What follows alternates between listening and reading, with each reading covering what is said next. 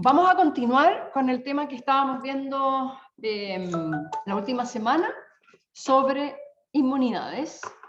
Y vamos a tratar de ir rápido hoy día para completar el tema. Háganme todas las preguntas que quieran.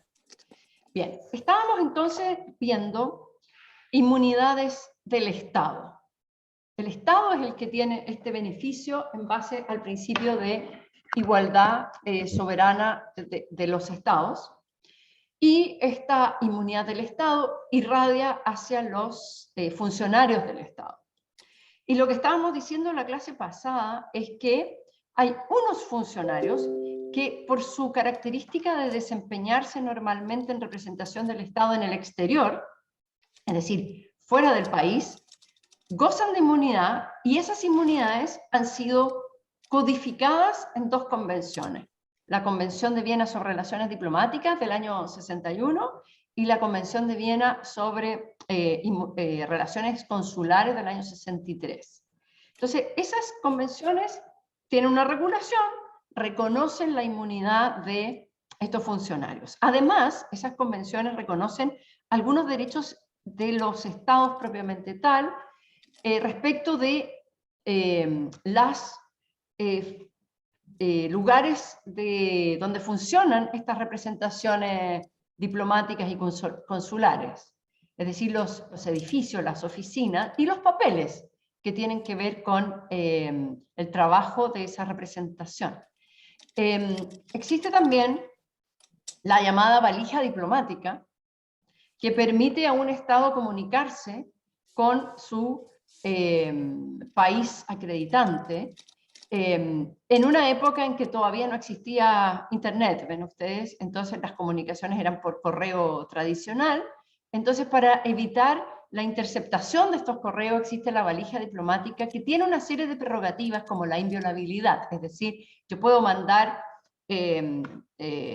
documentos en esa valija y no va a ser, voy a tener la seguridad de que no va a ser revisada por las autoridades de los otros estados. Respecto de las premises, que se llama, de las embajadas, de los consulados, los papeles oficiales también están protegidos por esta inviolabilidad, y también los edificios. Esto quiere decir entonces que la policía del estado receptor no puede entrar a una embajada a realizar actos propios de la policía, de control, fiscalización, detener personas, etcétera, sino con la autorización del jefe de misión. Ese es lo que se llama la inviolabilidad de los espacios diplomáticos y consulares, ¿ya? Así es que, bueno, eso está codificado.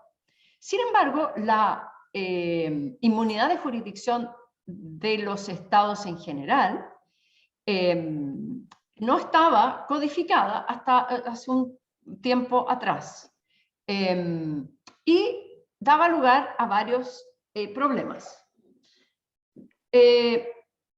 Y obviamente está regida por derecho consuetudinario. Entonces, originalmente, el derecho consuetudinario ha respondido en el sentido de que la inmunidad del Estado es absoluta. Y por lo tanto también se irradia una inmunidad absoluta a sus funcionarios.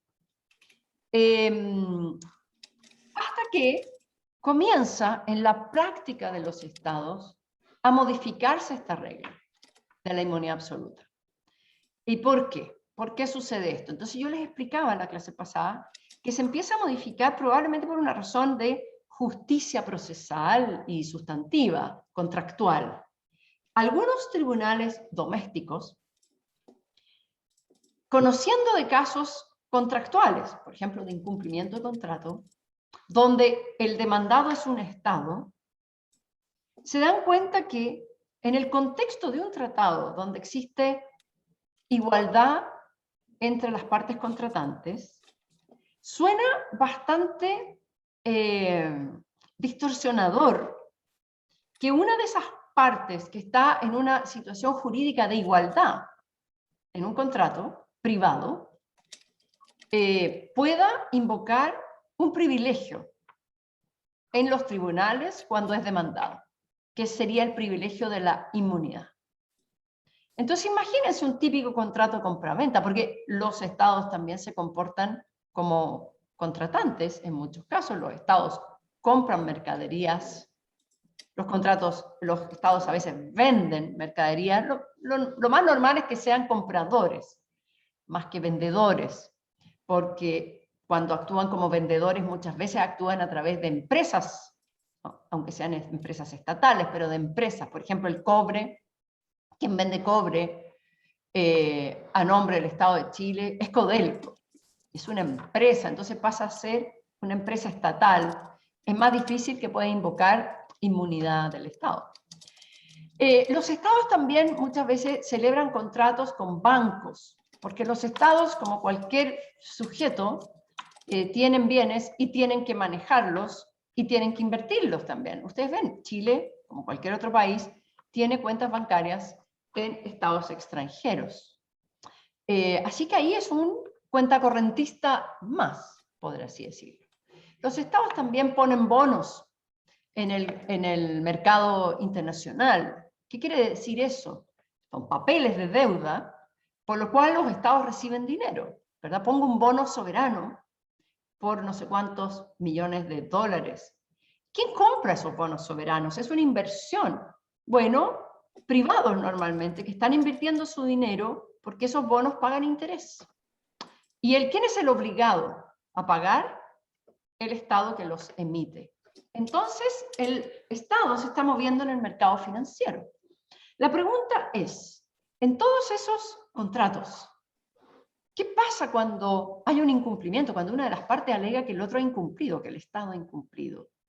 El Estado se va a defender en los tribunales domésticos, porque normalmente esos contratos van a estar sujetos a un derecho nacional, ya sea del lugar donde se giraron donde se emitieron esos documentos, ya sea el lugar donde se celebró el contrato, etc. O sea, va a haber normalmente un tribunal doméstico.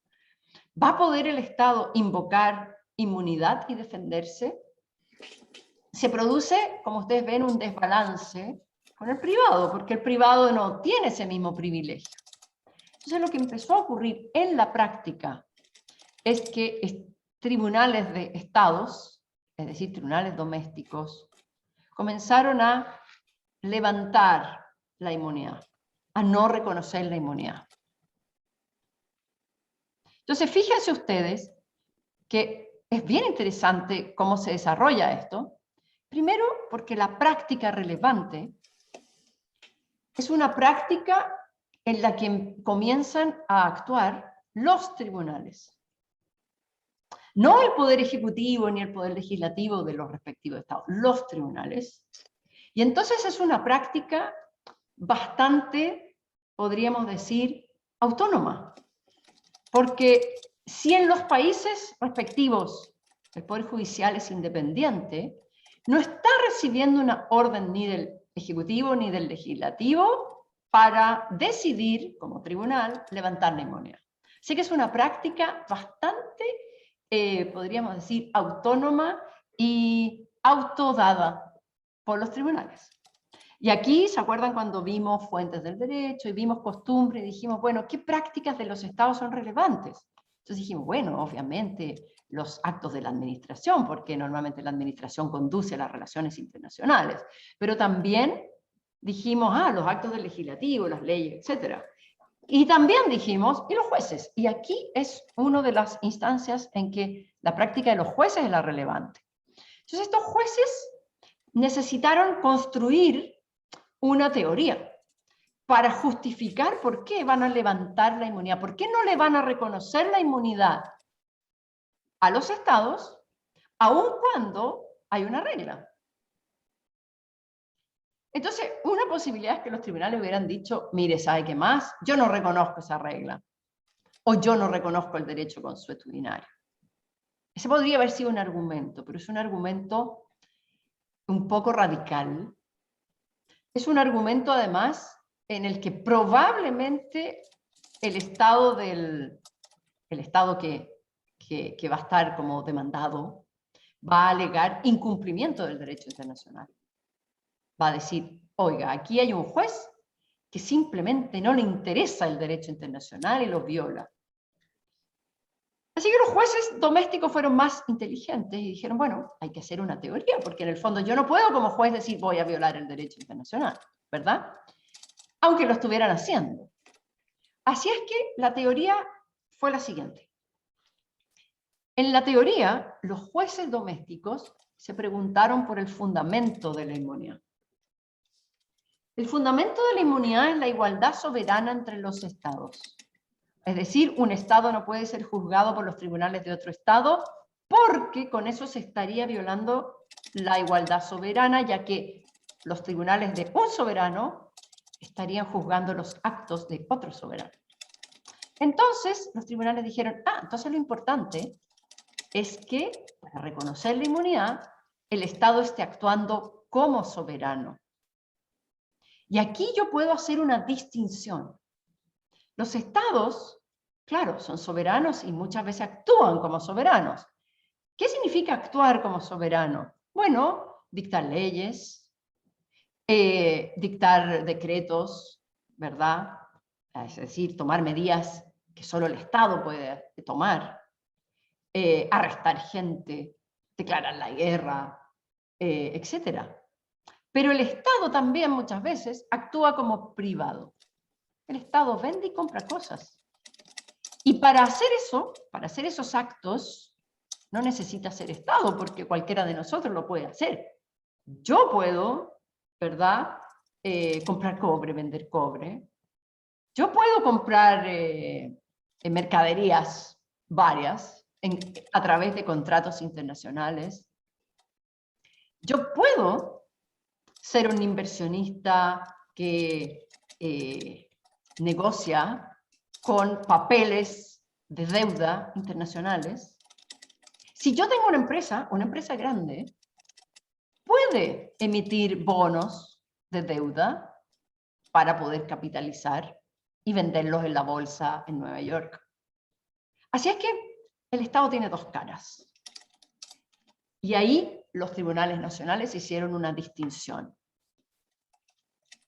Actos de autoridad pública, y les llamó actos iure imperi, actos de imperio.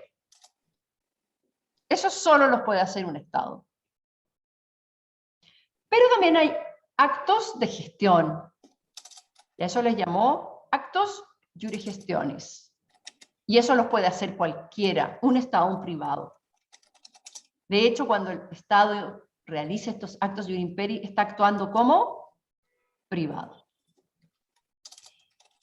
Y la justificación para no reconocer la inmunidad, entonces, estuvo en esta distinción, y allí los tribunales dijeron, ok, cada vez que el Estado actúa mediante actos iure gestionis, hay una buena justificación para no reconocerle la inmunidad, porque debo preservar allí la buena fe contractual, la igualdad contractual en esos tipos de contratos, y después de todo la justicia. No es posible que una de las partes en un contrato privado tenga este privilegio de la inmunidad.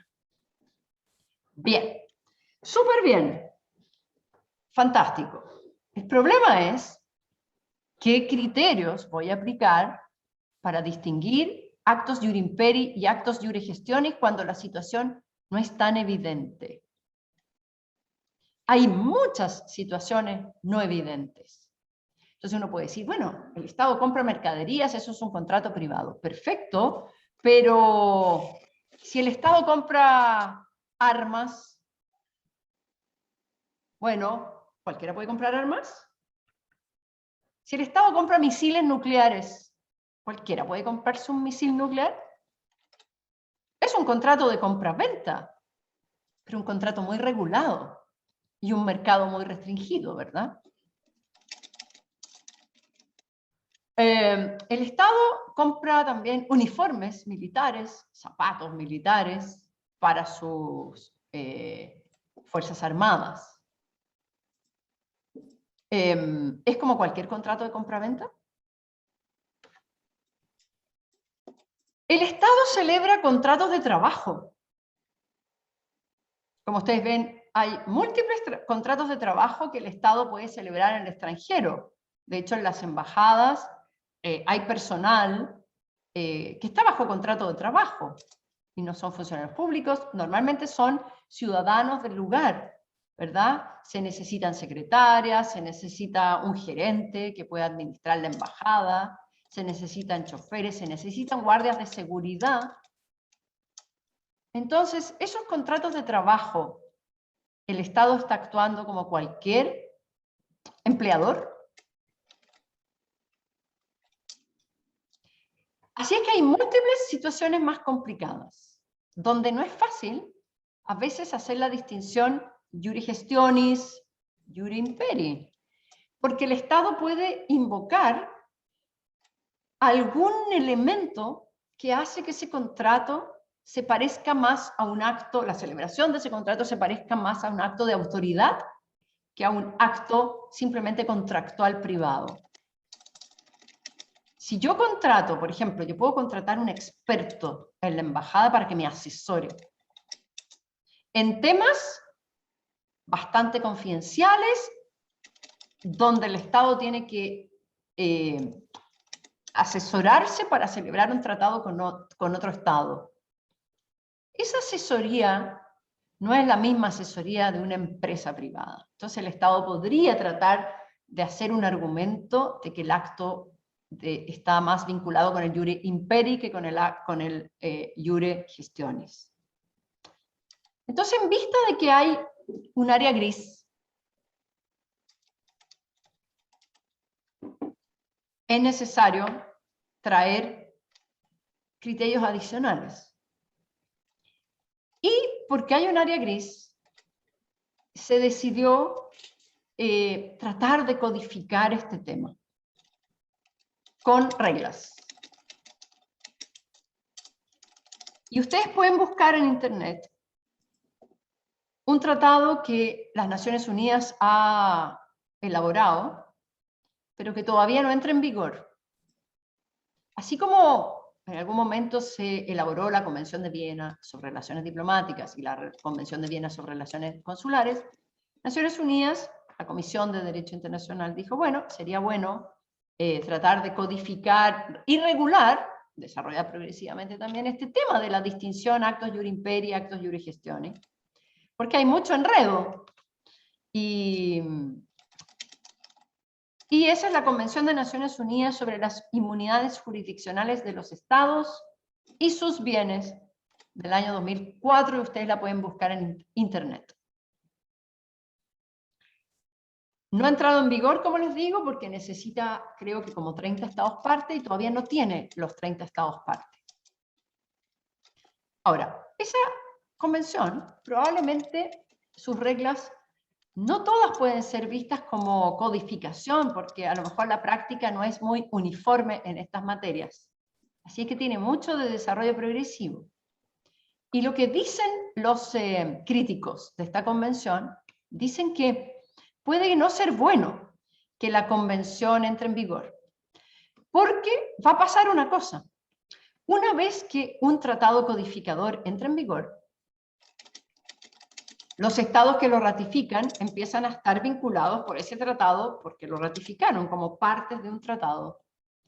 Y se hace más difícil después cambiar las reglas que ya están en el tratado. Y entonces algunos dicen, sería una manera, esta convención puede tener un efecto de petrificar la evolución que ha tenido el tema de la inmunidad, que como vemos es un área bastante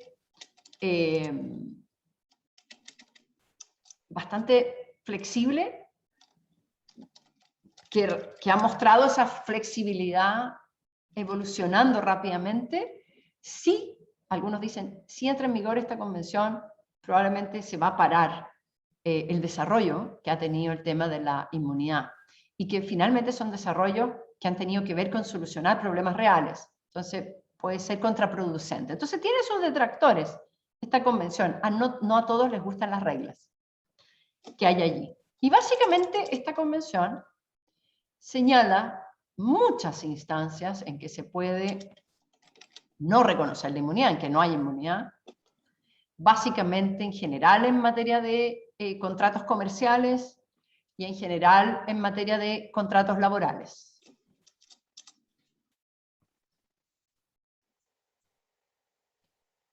Pero igualmente quedan varias áreas en la nebulosa o en la zona gris.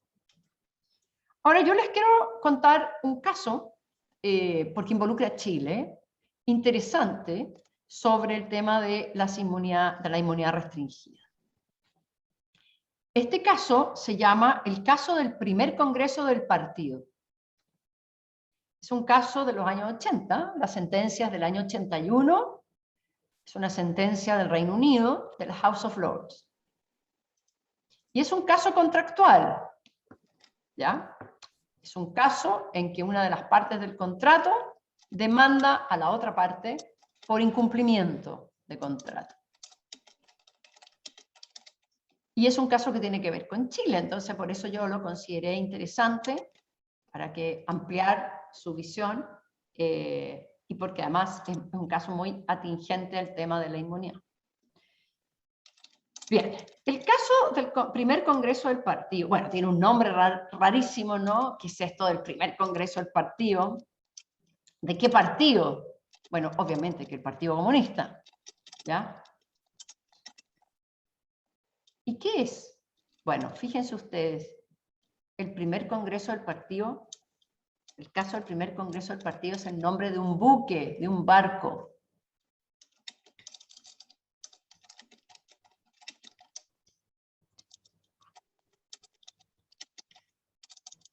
Bueno, este barco estaba en el Reino Unido, en un puerto, en los años 80, o en el año 80. Y una empresa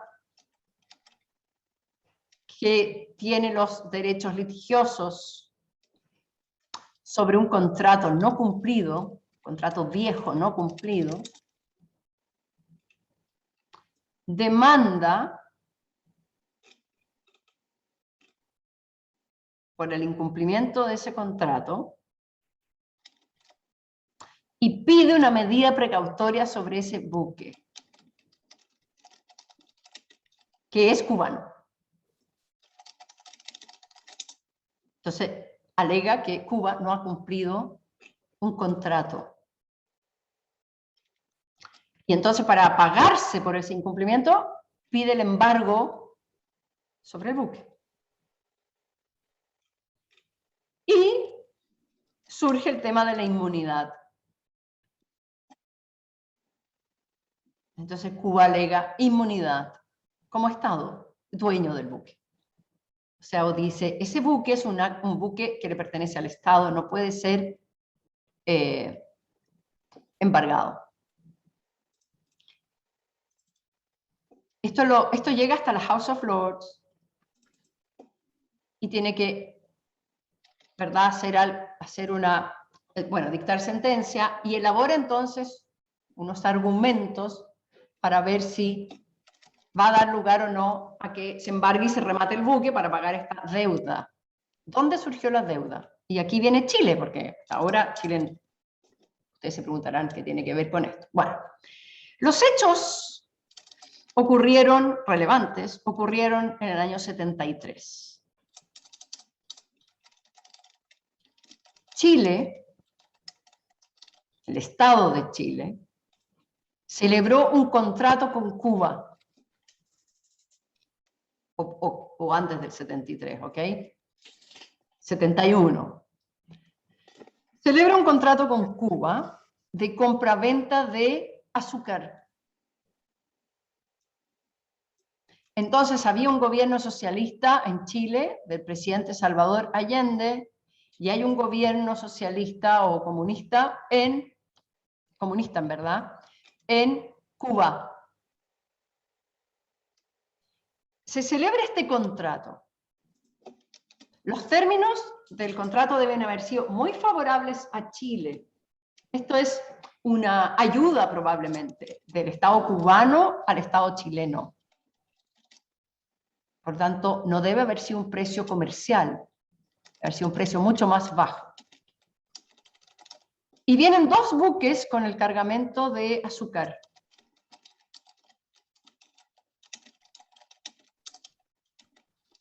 El buque Playa Larga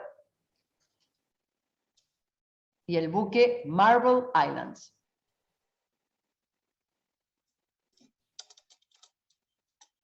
Uno de los buques ya estaba en el puerto de Valparaíso cuando ocurre el golpe de Estado, el 11 de septiembre de 1973, el Playa Larga. Y está descargando, y justo viene el golpe de Estado, y es un buque cubano. Ustedes entenderán que lo que ocurre es que el buque deja de descargar, teme por su seguridad, y el capitán ordena al buque irse sin descargar toda la carga e irse, para preservar la seguridad de la tripulación y del buque. Con mucha razón, porque ustedes verán, cuando ocurre el golpe de Estado, las Fuerzas Armadas chilenas no reconocen la inmunidad de jurisdicción de la Embajada de Cuba y entran a la Embajada de Cuba, es decir, tampoco iban a reconocer ni respetar a ese barco cubano ni a su tripulación. Entonces estaba en juego la seguridad del buque y de la tripulación. Se va y no termina de descargar. Y se vuelve a Cuba. Entre medio, el otro buque, el Marble Islands, que viene en camino, bueno, pasan las semanas, pasan los meses, Chile decreta el embargo de todos los bienes cubanos en Chile. Y Cuba responde con una ley, con normas cubanas, en que se congelan todos los activos chilenos también, en represalia. Esos activos chilenos incluyen este crédito que tiene Chile por el azúcar. Y por lo tanto, el buque Marble Islands recibe la instrucción, en base a esta legislación cubana que se dictó, de no descargar el azúcar en el puerto de Valparaíso, no llegar a Chile, y de hecho el gobierno de Cuba decide desviar la ruta del buque hacia Vietnam y regalar la carga de azúcar en Vietnam. Por lo tanto, no se cumple el contrato.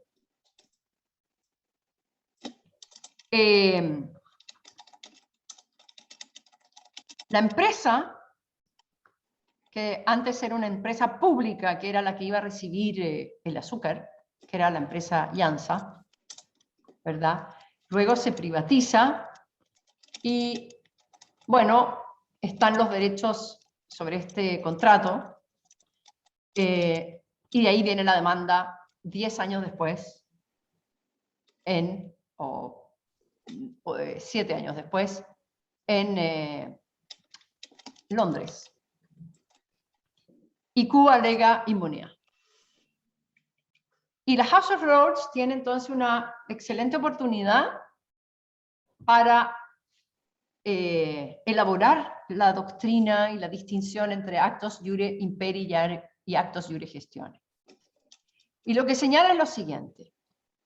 Para mirar la naturaleza de un acto, si es acto de imperio o es acto de gestión, debo mirar el contrato en sí mismo, porque lo que me está invocando Cuba es la motivación del acto, porque Cuba dice, este contrato de venta de azúcar tenía una motivación política. Yo quería ayudar al gobierno del presidente Allende a Chile.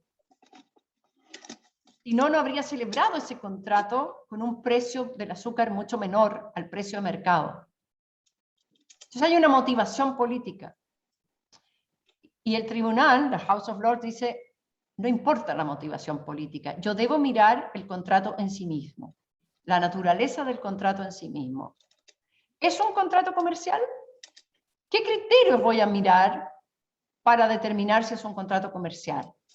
Y el criterio que da es, yo como tribunal me voy a preguntar si este contrato puede ser realizado por cualquier persona. Sí, la compraventa de azúcar puede ser realizada por cualquier persona. En conclusión, el Estado aquí está actuando como un contratante privado, no como un Estado. En principio.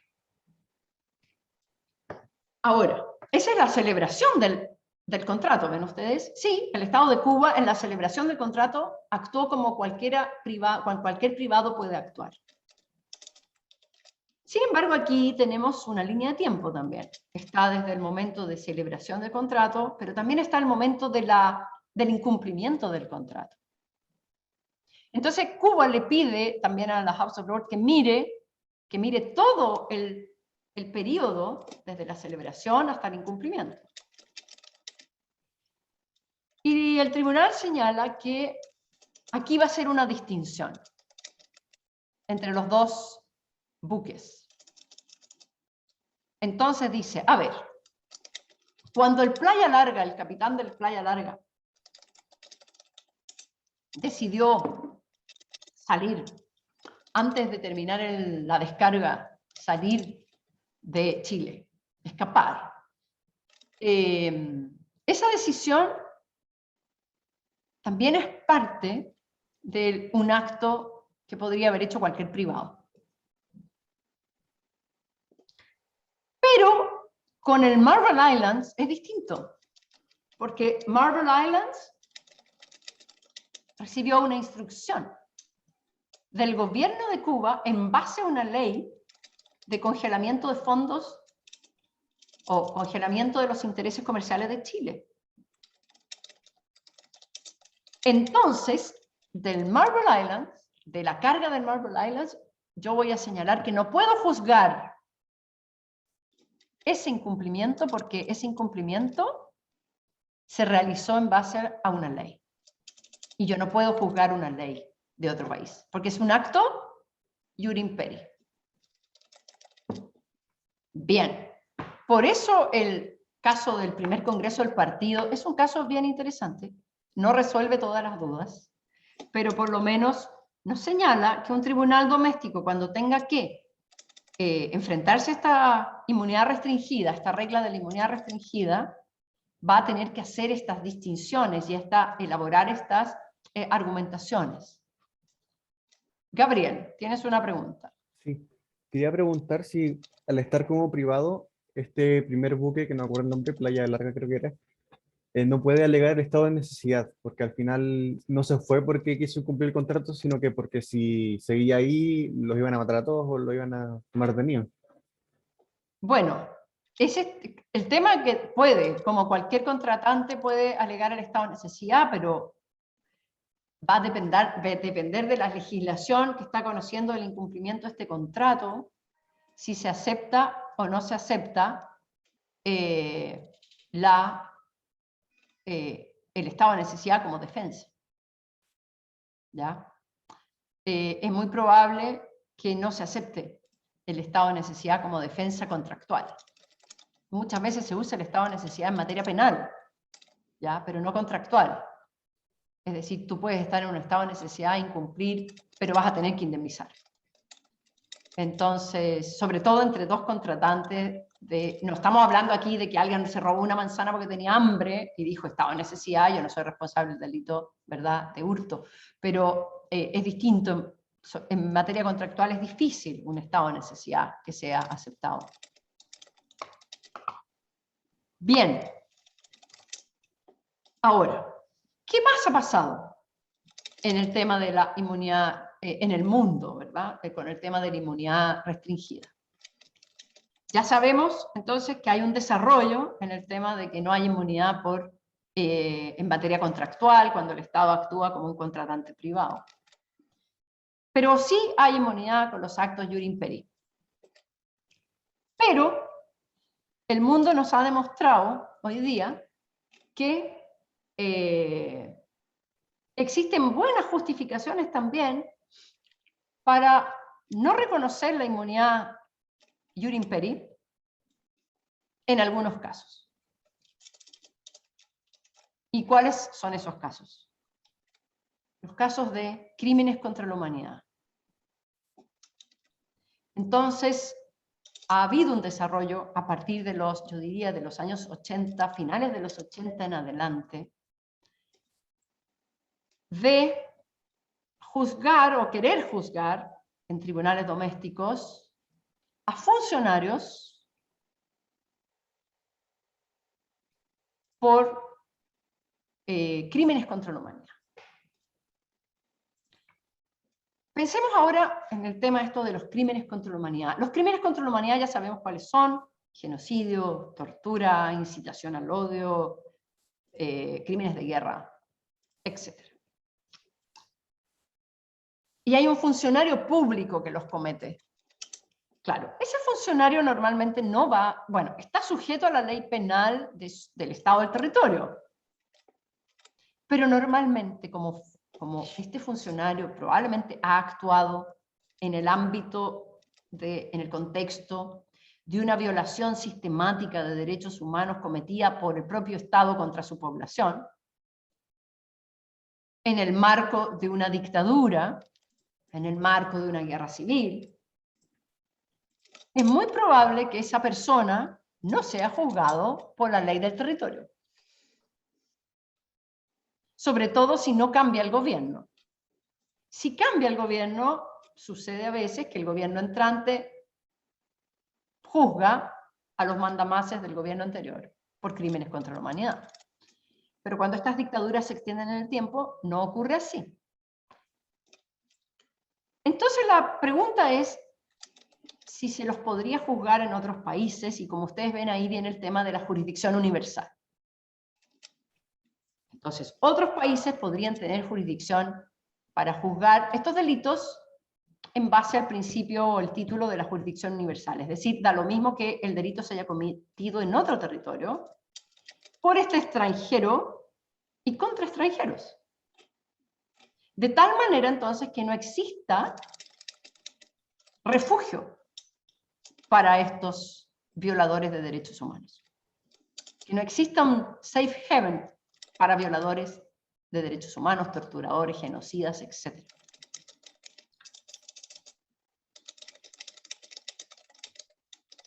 Y entonces aquí los tribunales de ese Estado que quiere juzgar van a tener que, primero, declararse con jurisdicción universal y segundo, levantar la inmunidad, porque esa persona probablemente ha sido un funcionario de otro Estado.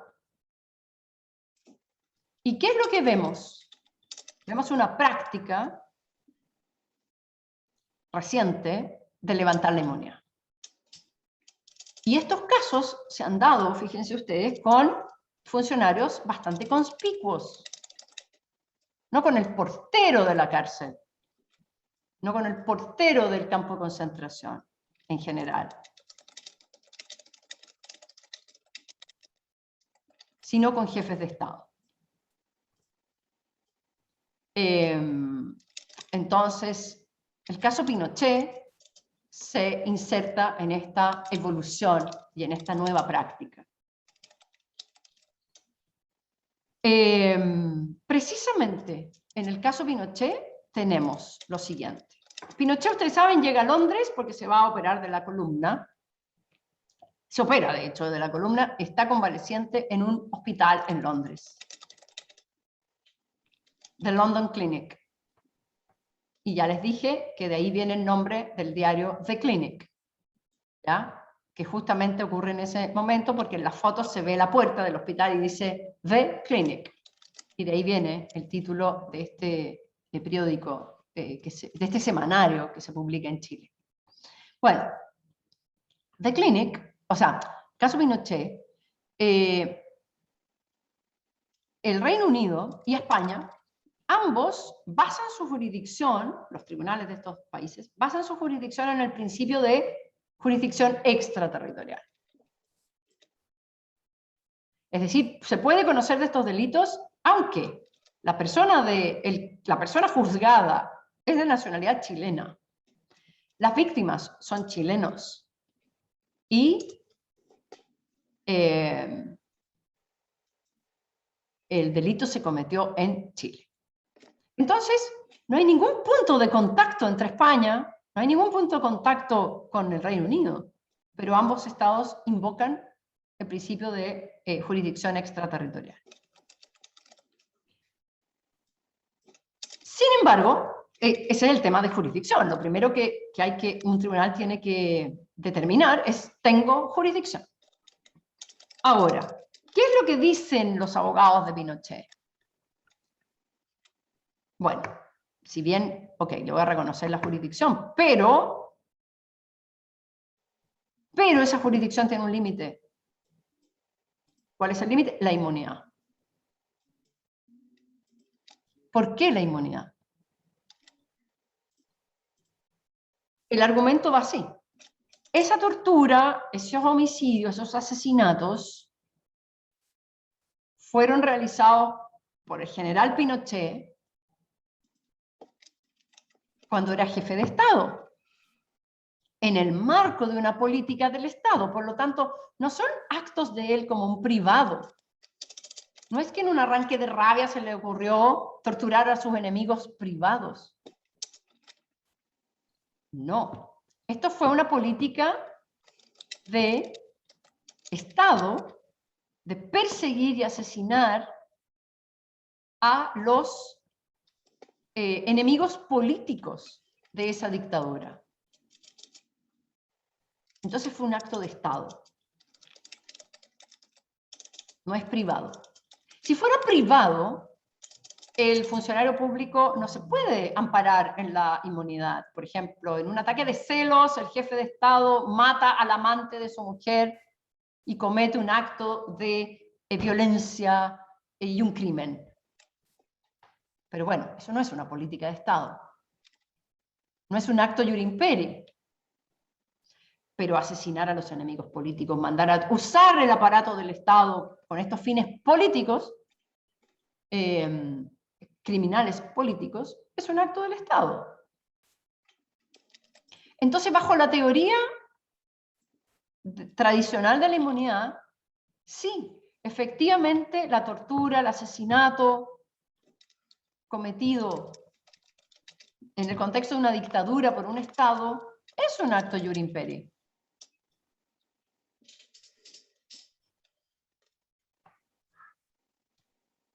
Pero claro, esto contradice, ¿verdad? Va en contra como de una idea de justicia natural, ¿no? Hay un privilegio que es la inmunidad, con la cual entonces se convierte en palabras muertas lo que señala el derecho internacional sobre jurisdicción universal. Claro, hay jurisdicción universal, se puede juzgar en cualquier parte del mundo, pero resulta que en cualquier parte del mundo, fuera del país del territorio, cada uno de estos funcionarios públicos va a tener inmunidad. Desde el jefe de Estado hasta el portero de la cárcel. Entonces hay un contrasentido. Así es que efectivamente la jurisprudencia de los tribunales domésticos, donde estos casos han empezado a llegar, han también evolucionado y han ido armando algún argumento para poder levantar la inmunidad. Y el caso Pinochet es un ejemplo muy notable, porque no hay tantos casos de estos. El tribunal entonces dice, ok, inmunidad, en principio, acto iure imperi. Ok, sí, lo acepto, acto iure imperi. Pero deciden levantarle la inmunidad. No le vamos a reconocer la inmunidad.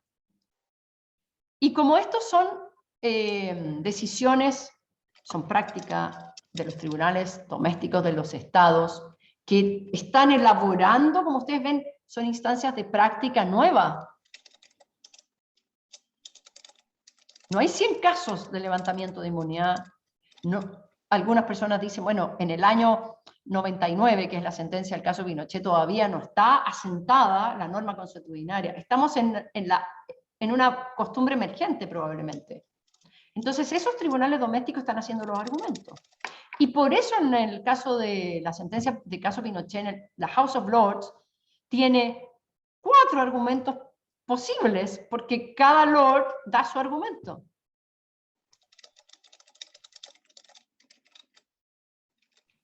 ¿Y cuáles son los argumentos que encontramos en el caso Pinochet? Varios. Primer argumento. Y vamos a ver que muchos de ellos están incorrectos probablemente. Hay un argumento, en el caso Pinochet, en la sentencia de la House of Lords, que señala que, ¿sabe qué? No hay inmunidad en materia penal.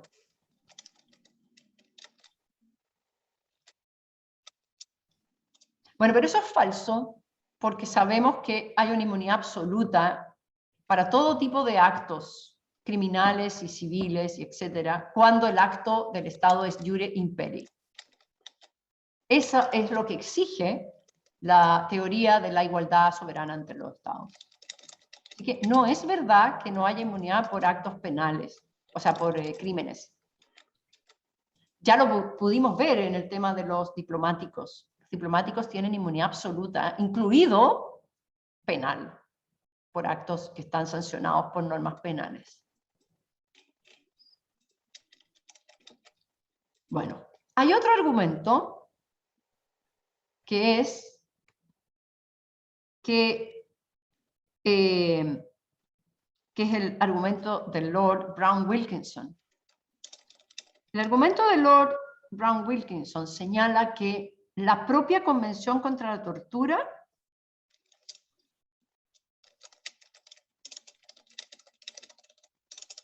hay que leerla, interpretarla, en el sentido de que tácitamente permite no reconocer la inmunidad de funcionarios estatales que incurren en el crimen de tortura.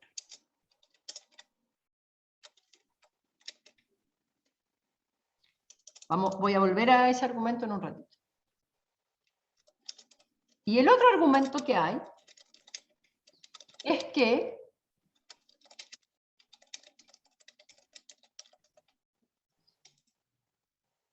existe una...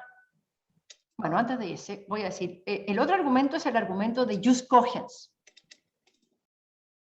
que se dice, bueno, en el derecho internacional está prohibida la tortura por una regla superior de derecho internacional imperativo. Eso que se llama jus cogens, normas superiores, de superior jerarquía. Ya dijimos, hay como 5, ¿verdad? Reglas de jus cogens. La prohibición de la tortura está dentro de esa regla de jus cogens. Entonces, la regla de jus cogens es superior a la regla de inmunidad de los estados. La regla de inmunidad de los estados no es de jus cogens.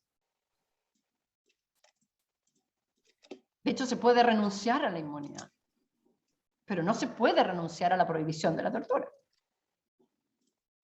Entonces prevalece la regla que prohíbe la tortura.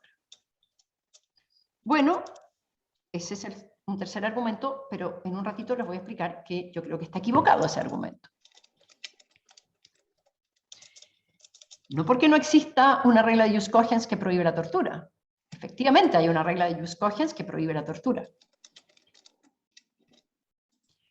Pero reconocer inmunidad no atenta contra esa regla que prohíbe la tortura. Y se los voy a explicar en un rato. Y el último argumento que encontramos en la sentencia del caso Pinochet es que hay una regla de costumbre nueva que se ha desarrollado en el tiempo que permite restringir la inmunidad iure imperi. Es decir, antes la inmunidad restringida permitía levantar la inmunidad con actos iure gestione, pero aquí estamos con actos iure imperi, son actos de imperio. Entonces es una teoría de inmunidad restringida dentro de los actos de iure imperi que permite levantar, no reconocer la inmunidad de algunos funcionarios,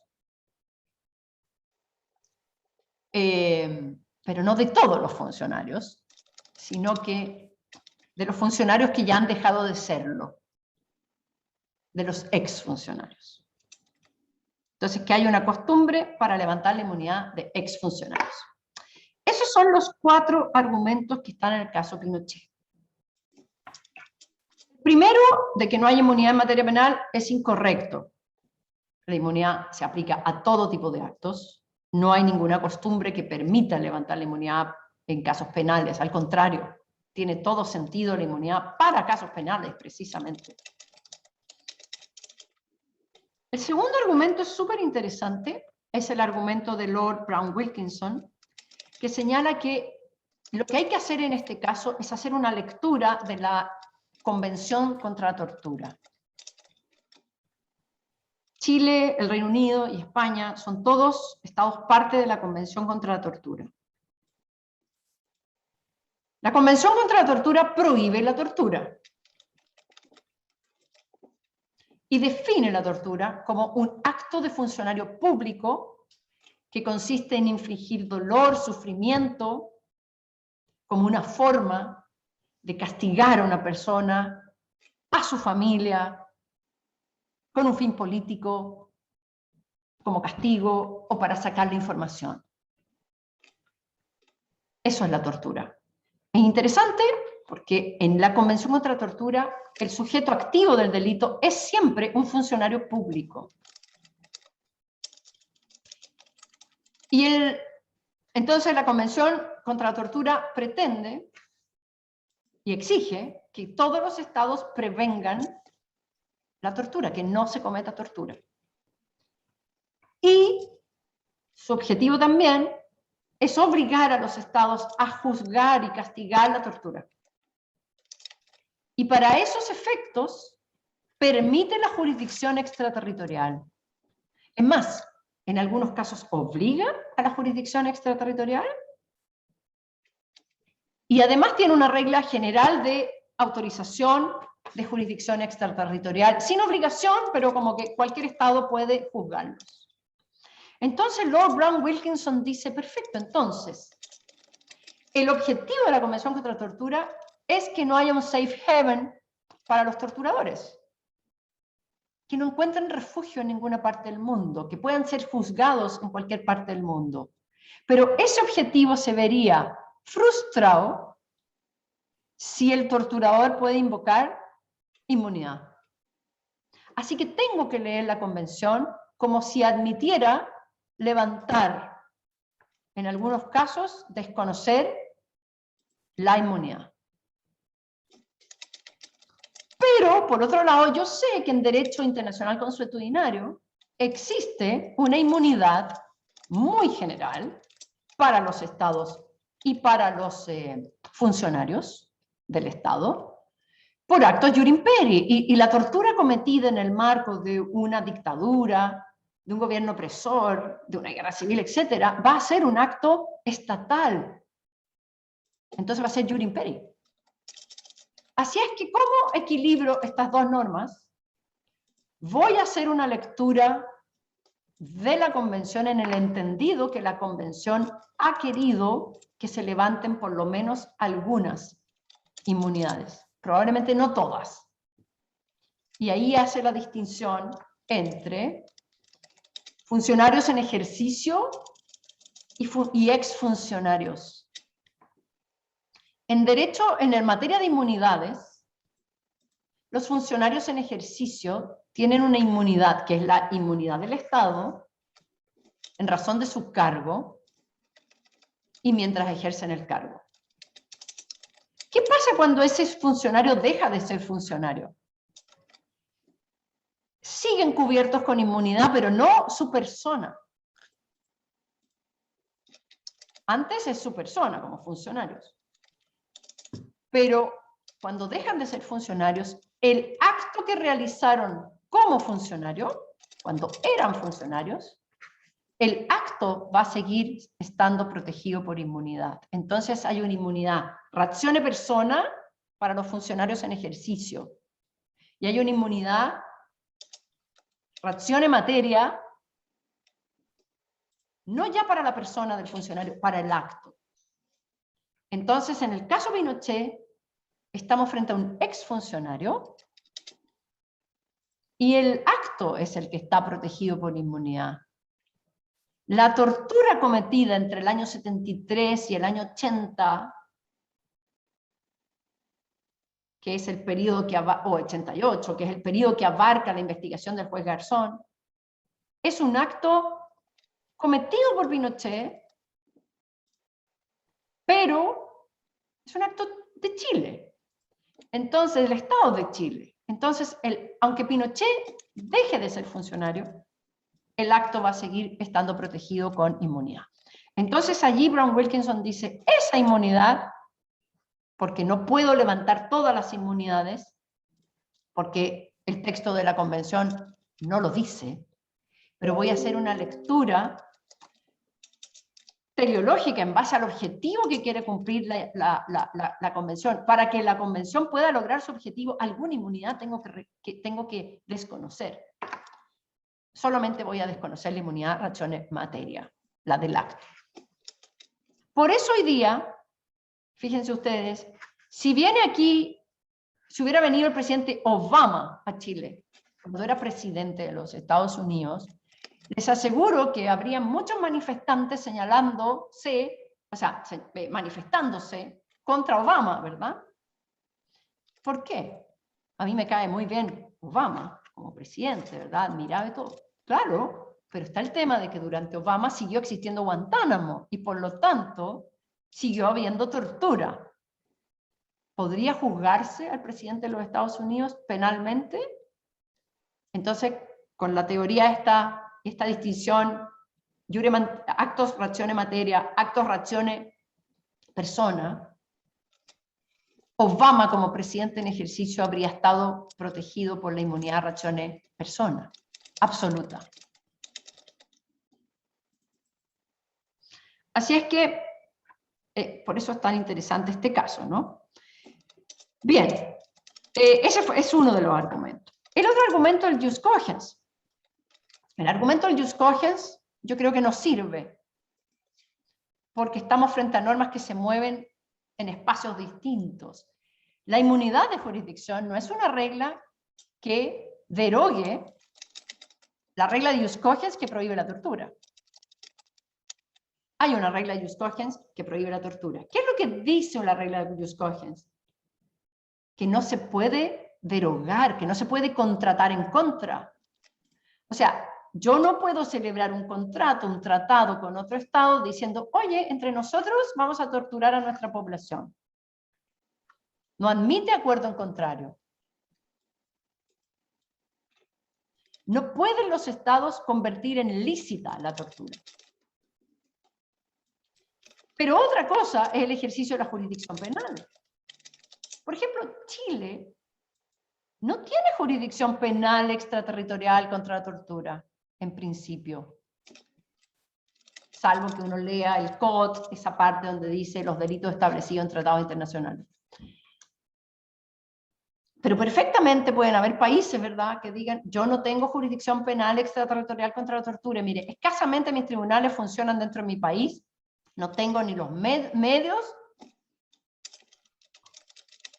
ni la voluntad de andar convirtiéndome en paladín de la justicia y juzgando la tortura que se comete en cualquier parte del mundo. Eso, no ejercer la jurisdicción, no equivale a transformar en lícita la tortura. No ejercer la jurisdicción no es convertir en lícita la conducta. Por eso, que yo creo que este argumento es incorrecto. La regla de jus cogens no exige levantar la inmunidad. Yo puedo reconocerla. De hecho, fíjense ustedes, ya dijimos que los funcionarios en ejercicio tienen inmunidad. Bueno, con esta regla, en la interpretación que da uno de los lords, no habría inmunidad para ningún presidente, ningún primer ministro en el mundo hoy día, ningún ministro de Relaciones Exteriores, si es que lo que se le acusa es de tortura, aun cuando sea en ejercicio. Y esto hay una razón práctica, se dice, bueno, esto no es posible de aceptar, no hay una práctica de los estados en esto, porque si no sería imposible las relaciones internacionales. O sea, los presidentes en ejercicio tienen que viajar por el mundo, No puede ser que viaja a Europa, pero con el temor de que no le van a reconocer la inmunidad por actos de tortura de los cuales se los acuse. Entonces la regla jus cogens no funciona, porque funcionaría tanto para actos reacciones persona como para actos reacciones materia, ¿verdad? Y el último argumento de que hay una regla de costumbre que permite desconocer la inmunidad en forma limitada por actos reacciones materia, esa es la que uno de los lords señala que es la que funciona, en el caso de la House of Lords, y yo creo que eso es lo correcto, esa es la mejor manera de argumentar el caso. Con un pequeño problemita, y es que probablemente al año 99, que se dicta el fallo de la House of Lords, no existía todavía la regla. Entonces lo que vemos, lo que yo creo, es que el caso Pinochet junto con otros, como el caso, se me olvidó el nombre, otro caso que hubo en Canadá, yo creo que son las primeras instancias de práctica. Pero como aquí estamos hablando de principios tan básicos como la prohibición de la tortura y el asesinato político, son crímenes contra la humanidad, creo que finalmente hay más que una costumbre internacional, más que una práctica, hay más bien una conciencia internacional que permitió que rápidamente surgiera esta regla de permitir que se juzguen a exfuncionarios por crímenes contra la humanidad. Bien, para terminar, lo que todavía no se ha desarrollado, fíjense ustedes, porque se ha desarrollado esto de poder sancionar penalmente a exfuncionarios por crímenes contra la humanidad. Pero ha habido casos de demandas civiles contra estados. Uno podría decir, perfecto, ok, una pena criminal, penal, para la persona que cometió el acto. Pero también hay un tema de la indemnización civil. Y ahí no voy a demandar al funcionario, voy a demandar al Estado mismo. Además tiene más dinero el Estado. Es una mejor caja pagadora. Y hay casos que se han presentado demandas civiles contra estados por actos de tortura. Y hay un caso famoso, el caso Al-Atzani versus el Reino Unido. En los tribunales del Reino Unido, esta persona fue torturada por Arabia Saudita. Y tenía doble nacionalidad. Era nacional de Arabia Saudita, pero también británico. Entonces, cuando vuelve después de sus torturas y se recupera, demanda a Arabia Saudita en los tribunales del Reino Unido. Indemnización de perjuicios. ¿Y qué es lo que dice el Estado demandado? Inmunidad de jurisdicción. Absoluta. Y en ese caso se le reconoció la inmunidad a Arabia Saudita. Es decir, todavía no se avanza en levantar la inmunidad civil de los estados por crímenes contra la humanidad. Así que bueno, toda esta área es muy fascinante porque es un área muy dinámica, como ustedes ven. Están pasando muchas cosas, hay muchos conceptos en juego, ahí uno puede mirar el derecho internacional en acción, así que espero que les haya parecido interesante lo que hemos visto. Con esto terminamos el tema inmunidad y el viernes, entiendo, es nuestra última clase, ¿verdad? Y entonces vamos a estudiar uso de la fuerza y solución de controversia en una clase express, ¿ya? O sea, dos temas muy grandes, los vamos a concentrar en una clase que yo les voy a subir un apunte, ¿ya? Para que puedan estudiar más. Así que bien, pues, nos vemos, chiquilles, nos vemos el viernes. Que estén muy bien. Chao.